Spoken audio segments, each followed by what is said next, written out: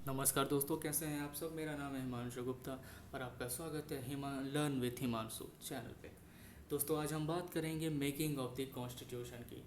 हमारे Indian constitution की शुरुआत कैसे हुई थी, कैसे ये बनना चालू हुआ था, कौन कौन इसमें मेंबर्स थे, कैसे मेंबर्स इलेक्ट हुए थे, कैसे कॉन्स्टिट्यूशन हमारा फ्रेम हुआ था, सब चीज़ें हम इस वीडियो में जानेंगे। तो बने रहिए दोस्तों हमारे साथ। मेरे चैनल को लाइक और सब्सक्राइब करना ना भूलें। Thank you. आइए शुरुआत करते हैं। Constituent assembly of India. सबसे पहले जब कॉन्स्टिट्यूएंट असेंबली ऑफ इंडिया की बात आती है तो इस कॉन्स्टिट्यूएंट असेंबली की डिमांड कहाँ से उठी, इस बात को जानना बहुत ज़रूरी है। तो दोस्तों, वो समय था 1934 का, जिस समय कॉन्स्टिट्यूएंट असेंबली का आइडिया आया और वो ये आइडिया इमर्ज हुआ और ये आइडिया लोगों के सामने रखा गया एम एन रॉय के द्वारा, जो कि कम्युनिस्ट मूवमेंट जो कि हमारे इंडिया में चली थी उसके जनक माने जाते हैं। उन्होंने ही ये मूवमेंट की शुरुआत की थी। 1935 में इंडियन नेशनल कांग्रेस पहली बार ऑफिशियली डिमांड करती है कॉन्स्टिट्यूएंट असेंबली के to frame the constitution of India. जैसा कि देखा है 1934 में एम एन रॉय के द्वारा कॉन्स्टिट्यूएंट असेंबली की डिमांड रखी गई, लोगों के सामने इमर्ज होकर वो आइडिया आया। उसके बाद 1935 में ही आईएनसी, जो कि इंडियन नेशनल कांग्रेस के नाम से जाना जाता है, उसने अपनी डिमांड रखी कॉन्स्टिट्यूएंट असेंबली की टू फ्रेम करने के लिए कॉन्स्टिट्यूशन ऑफ इंडिया। दोस्तों, इसके बाद क्या होता है, इसके बाद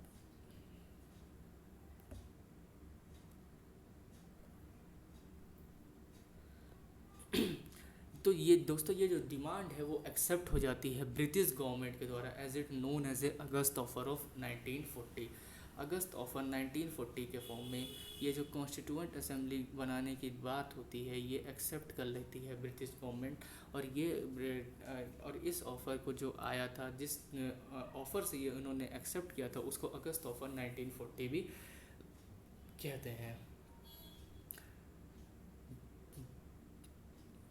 दोस्तों, जब हम ये बात करते हैं कि अगस्त ऑफर 1940 ने ब्रिटिश गवर्नमेंट ने इसको एक्सेप्ट कर लिया, इसके बाद बात आती है कि इसका composition of the constituent assembly कैसे है। मतलब कंपोजिशन से मतलब ये कि इस कॉन्स्टिट्यूएंट असेंबली को जिस ब्रिटिश गवर्नमेंट ने इसे एक्सेप्ट किया था, अब इस कॉन्स्टिट्यूएंट असेंबली में कौन कौन होगा, इस कॉन्स्टिट्यूएंट असेंबली में कौन कौन मेंबर्स होंगे जो कि इस हमारे इंडियन कॉन्स्टिट्यूशन को फ्रेम करने वाले थे। तो दोस्तों, हम इसके अंडर जानते हैं कि कैबिनेट मिशन प्लान के अंदर एक ड्राफ्ट प्रपोज़ल आया था जिसमें कि ये बताया गया था कि कॉन्स्टिट्यूएंट असेंबली जो है वो बनेगी और उसमें कौन कौन से प्रपोजल्स, कौन कौन से मेंबर्स होंगे जो कि उस कॉन्स्टिट्यूएंट असेंबली में होंगे और वही कॉन्स्टिट्यूशन ऑफ इंडिया फ्रेम करेंगे। दोस्तों, मैं आपको यहाँ पे बताता चलूँ कि मुस्लिम लीग ने इस ऑफ़र को,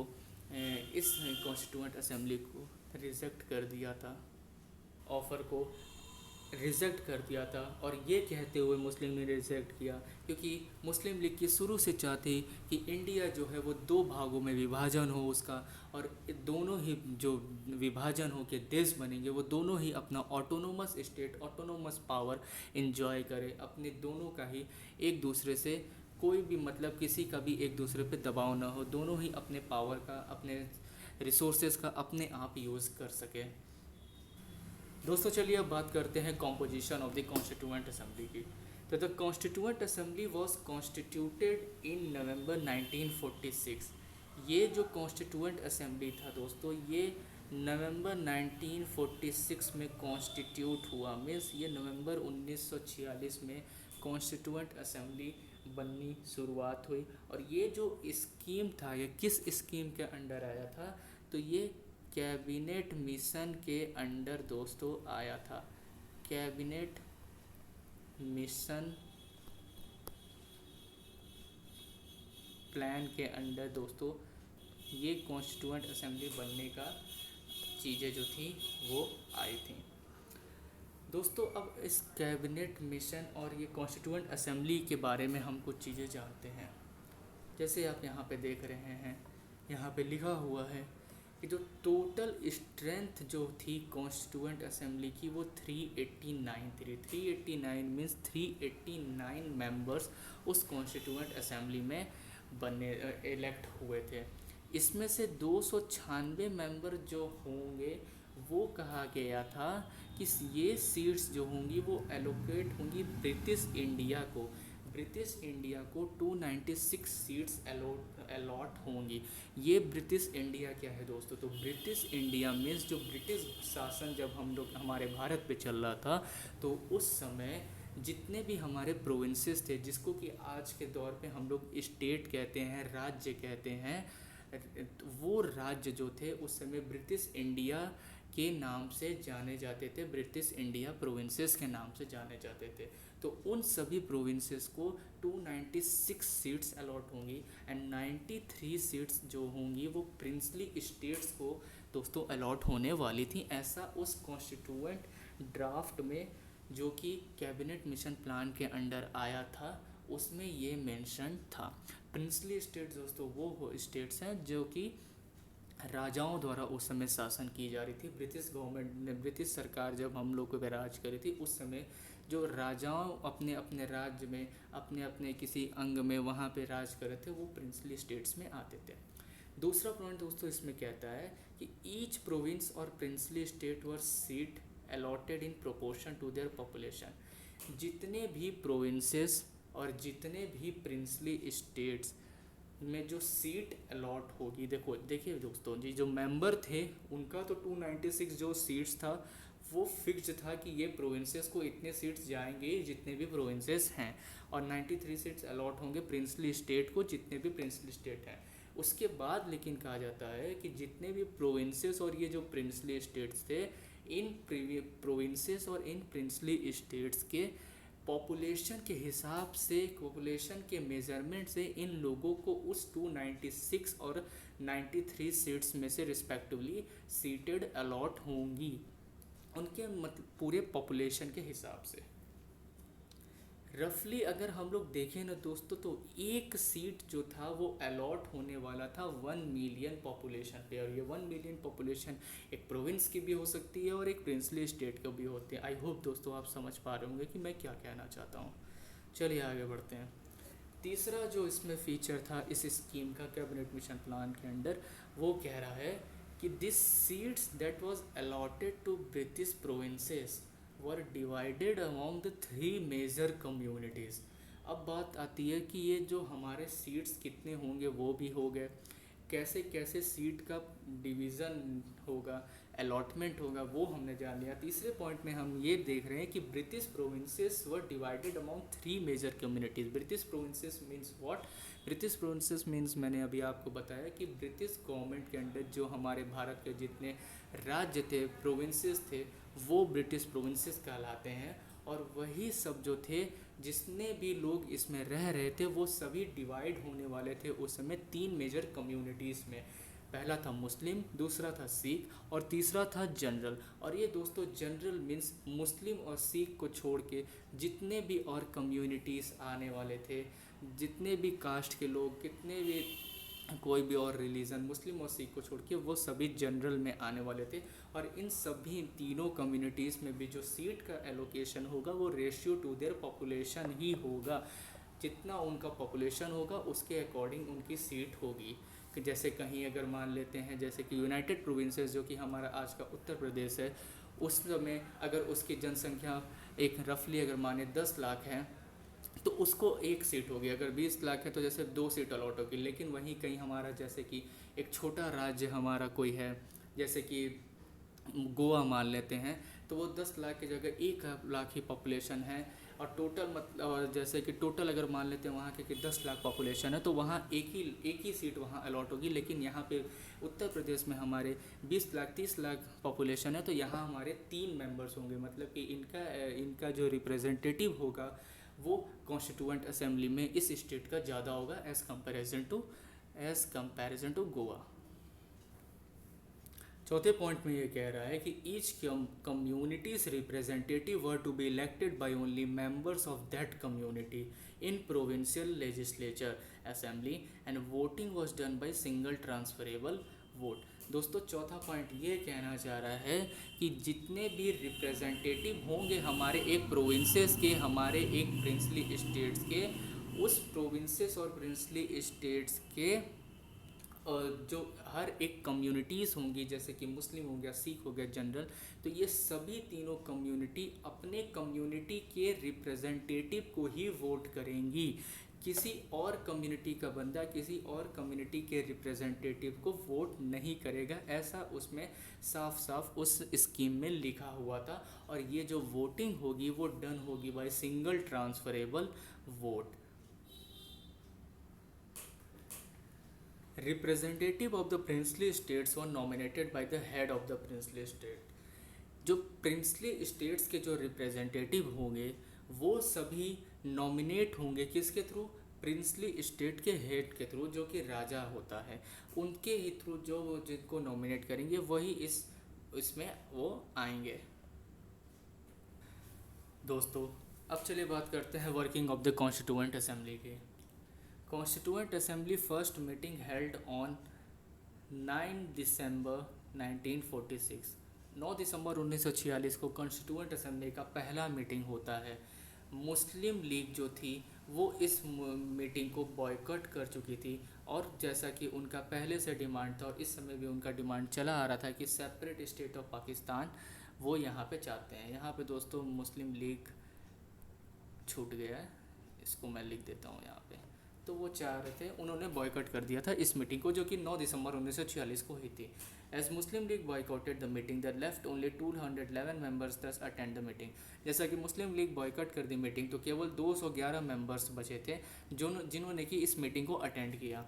डॉक्टर सच्चिदानंद सिन्हा जो कि ओल्डेस्ट मेंबर थे, वो इलेक्ट हुए as a temporary president of the assembly. उस असेंबली के कॉन्स्टिट्यूएंट असेंबली के सच्चिदानंद सिन्हा सबसे ओल्डेस्ट मेंबर थे और वो ही एज ए प्रेसिडेंट के फॉर्म में, टेम्पररी प्रेसिडेंट के फॉर्म में इलेक्ट हुए। Doctor Rajendra Prasad was elected as a president of the assembly. और लेटर ऑन उसके बाद डॉक्टर राजेंद्र प्रसाद इलेक्ट हुए as a president of the assembly. इसी तरीके से similarly एच.सी. Mukherjee and V T. Krishnamachari जो थे वो दोनों लोग वाइस प्रेसिडेंट के तौर पे कॉन्स्टिट्यूएंट असेंबली के इलेक्ट हुए। ऑब्जेक्टिव रिजोल्यूशन की, आखिर ये ऑब्जेक्टिव रिजोल्यूशन है क्या? तो दोस्तों 13 दिसंबर 1946 को पंडित जवाहरलाल नेहरू ने हिस्टोरिक ऑब्जेक्टिव रिजोल्यूशन के साथ आते हैं in front of the assembly. इस ऑब्जेक्टिव रिजोल्यूशन में क्या क्या पॉइंट्स थे, इनको हम समझने की कोशिश करते हैं। सबसे पहला था कि that the Constituent Assembly declare its firm and solemn resolve to proclaim India as a independent sovereign republic and also draw up a future governance। ये जो कॉन्स्टिट्यूएंट असेंबली है ये डिक्लेयर करती है कि इंडिया जो होगा वो सोलेम पावर होगा, इस पे किसी का भी बाहरी इंटरफेरेंस, बाहरी दबाव किसी तरीके से काम नहीं करेगा। ये एक रिपब्लिक होगा, गणतंत्र होगा और अपने फ्यूचर गवर्नेंस को अपने अकॉर्डिंग ड्रॉ करेगा। ये पहला ऑब्जेक्टिव था उस ऑब्जेक्टिव रिजोल्यूशन में जो कि मेंशन था। दूसरा हम देखते हैं, दूसरा कहता है कि India should be a union. India जो होगा वो संघ होगा, एकजुट होके रहेगा, एकजुटता का राज्य होगा, जिसमें कि सभी former Indian territory, Indian state and also additional area outside the British India और the Indian state that they have to choose to join the union. दूसरा पॉइंट ये कहता है कि India should be a union, एक संघ होगा जिसमें कि जितने भी ब्रिटिश इंडियन टेरिटरी थे वो सब इसमें आएंगी, साथ साथ इंडियन स्टेट जिसको कि प्रोविंसेस कहते थे वो सभी एरिया, और साथ साथ और कुछ आउटसाइड ऑफ ब्रिटिश इंडिया के जो भी जगह थे वो सभी इसमें उनके पास ये ऑप्शन होगा कि वो चाहें तो इंडियन यूनियन को ज्वाइन कर सकते हैं। तीसरा पॉइंट दोस्तों देखते हैं क्या कहता है कि all the territories that comprise of union shall be autonomous unit. तीसरा पॉइंट ये कहता है कि जो इंडियन स्टेट्स जो बनेंगे, एक इंडियन यूनियन के इंडियन स्टेट जो होंगे वो ऑटोनोमस यूनिट होंगे, उनके पास अपना पावर होगा, अपना खुद का पावर होगा, वो अपना खुद का शासन चला सकते हैं अपने अपने स्टेट में। चौथा पॉइंट कहता है कि all sovereign and independent India's power authority as well as constitution derive from the people. ये जो इंडिया का सोवरेन और इंडिपेंडेंट पावर होगा और साथ साथ अथॉरिटी, कॉन्स्टिट्यूशन, पावर, अथॉरिटी और कॉन्स्टिट्यूशन, ये सभी लोगों के फ्रंट में रख के ही कॉन्स्टिट्यूट होगा, लोगों को ध्यान में ही रख के होगा और लोगों से ही होगा। क्योंकि दोस्तों हमारा इंडिया, हमारा भारत जो है वो एक डेमोक्रेटिक कंट्री है जो कि लोगों से ही इलेक्ट होता है और लोगों को ही रिप्रेजेंट करते हैं और जो इलेक्टेड मेंबर्स होते हैं। इसलिए यहाँ पे ऐसा लिखा है कि India's power, authority as well as constitution derive होगा फ्रॉम द पीपल। पांचवा पॉइंट यहाँ पे ये कह रहा है कि every Indian must be guaranteed social, economic and political fairness, equality before law होगा, फ्रीडम होगा एक्सप्रेशन का, बिलीफ का, फेथ का, वर्शिप का, वोकेशन का, एसोसिएशन एंड एक्शन का। पांचवा पॉइंट कह रहा है कि some group must be well protected like minority. Objective resolution में छठा पॉइंट ये था कि कुछ ग्रुप्स जो होंगे ना हमारे कम्युनिटी के, जैसे कि minorities, backward and tribal communities, इन लोगों को एक्स्ट्रा प्रोटेक्शन दिया जाएगा, वेल प्रोटेक्टेड होंगे ये लोग। ऐसा उस ऑब्जेक्टिव रिजोल्यूशन में दोस्तों लिखा था। फिर कहता है कि territorial integrity of the Republic, जो इंडियन यूनियन है उसके जो टेरिटरीज़ होंगे, जो स्टेट के टेरिटरी होंगे, जो इंडिया का खुद का टेरिटरी होगा, वो उसकी इंटीग्रिटी जो है एज वेल एज उसका जो सोवरेन राइट है, उसका अपना खुद का डिसीज़न लेने का राइट जो है, लैंड पे, एयर पे, सी पे, वो सभी जो होंगे प्रिजर्व्ड होंगे इंडिया के अंडर और इंडिया के ही हाथ में, जो कि उसके लॉ और उसके कंट्री के जस्टिस के थ्रू अवेल होंगे, जस्टिस के थ्रू मेंटेन होंगे। आठवां पॉइंट है कि the country India will contribute fully and willingly to the advancement of world peace and the well being of humanity. आठवां पॉइंट ऑब्जेक्टिव रिजोल्यूशन में ये कहता है कि इंडिया फुल्ली और विलिंगली कंट्रीब्यूट करेगा कि दुनिया में शांति बनी हो और ह्यूमैनिटी और इंसानियत हमेशा सही रहे, अपना योगदान देने में इस चीज़ में भारत हमेशा आगे रहेगा। इस ऑब्जेक्टिव रिजोल्यूशन को दोस्तों कॉन्स्टिट्यूएंट असेंबली ने 22 जनवरी 1947 को एक्सेप्ट कर लिया था।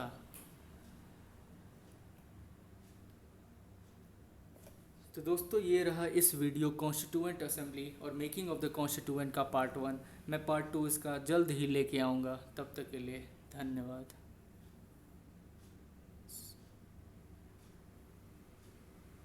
मेरे चैनल को सब्सक्राइब करना ना भूलें और साथ ही साथ ये वीडियो दोस्तों तक भी शेयर करें जिससे कि वो भी इस महत्वपूर्ण जानकारी को जान सकें।